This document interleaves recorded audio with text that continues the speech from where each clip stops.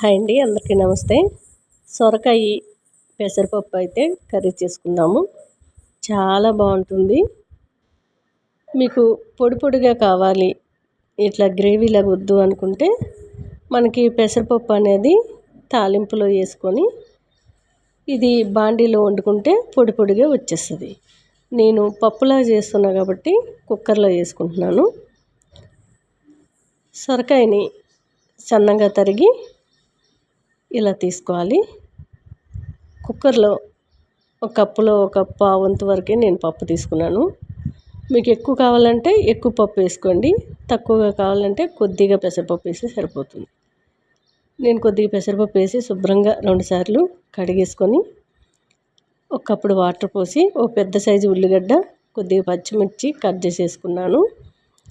మనకి పెసరపప్పు ఎండాకాలం వండినట్లయితే మనకి ఎప్పటిదప్పుడే వండుకోవాలి. లేదంటే వండిన తర్వాత చల్లగైన తర్వాత ఫ్రిడ్జ్లో పెట్టుకుంటే తప్ప నైట్ వరకు ఉండదండి. ఒక 3-4 టమాటాలు వేస్తున్నాను. నైట్ వరకు ఉండదు, పాడైపోతుంది పెసరపప్పు. పెసరపప్పు ఇలా పచ్చిదే మనం డైరెక్ట్ కడిగేసి వేసుకునే కంటే కూడా కొద్దిగా వేయించి కడిగి తీసుకుంటే ఇంకా పప్పు మంచి స్మెల్ ఉండి టేస్ట్ బాగుంటుంది. సొరకాయ ముక్కలు, దొడ్డుప్పు, కొద్దిగా పసుపు, కారం వేసుకున్నాను. ఇలా ముక్కలకు మాత్రమే పసుపు కారం కలిపి పెట్టేసి ఒక 2 విజిల్ వచ్చే వరకు స్టవ్ ఆయిల్లో పెట్టేసి ఉడికించుకుంటే సరిపోతుంది. కుక్కర్ చల్లగా అయిన తర్వాత విజిల్ తీసి ఓపెన్ చేసి చూద్దాము. ఇవ్వండి, చక్కగా ఉడికిపోయింది. టేస్ట్ అయితే చాలా చాలా బాగుంటుంది. చపాతీకైనా రైస్కైనా.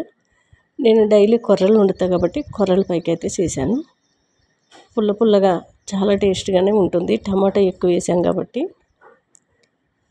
పోపు కోసం పోపు గరిటెలో కొద్దిగా ఆయిలు, ఆవాలు, జీలకర్ర, సోంపు, మెంతులు, వాము ఉన్న దినుసులండి. నేను అన్నీ అలా కలిపి పెట్టుకుంటాను. ఇంకా కావాలంటే శనగపప్పు, మినపప్పు కూడా మీరు వేసుకోండి. ఎండుమిర్చి, ఎల్లుల్లి డబ్బులు, కొద్దిగా ఇంగువ, కరివేపాకు, అంతేనండి.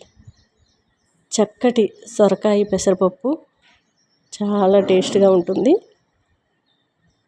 మాకు ఎక్కువగా ఎండాకాలం మామూలు ఏ కాలం అయినా సరే పెసరపప్పు ఎక్కువగా వండుతూ ఉంటాను. ఇది వాతం ఉండేవాళ్ళు తినకపోవడం మంచిది. పెసరపప్పు వాతం ఉండే వాళ్ళకి ఎక్కువ అవుద్ది, కాళ్ళు చేతులు గుంజుతాయి అంటారు కదా, అలాంటి వాళ్ళు తినకపోతే మంచిదండి. టేస్ట్ అయితే అదిరిపోయింది. నచ్చితే ఒకసారి ట్రై చేయండి.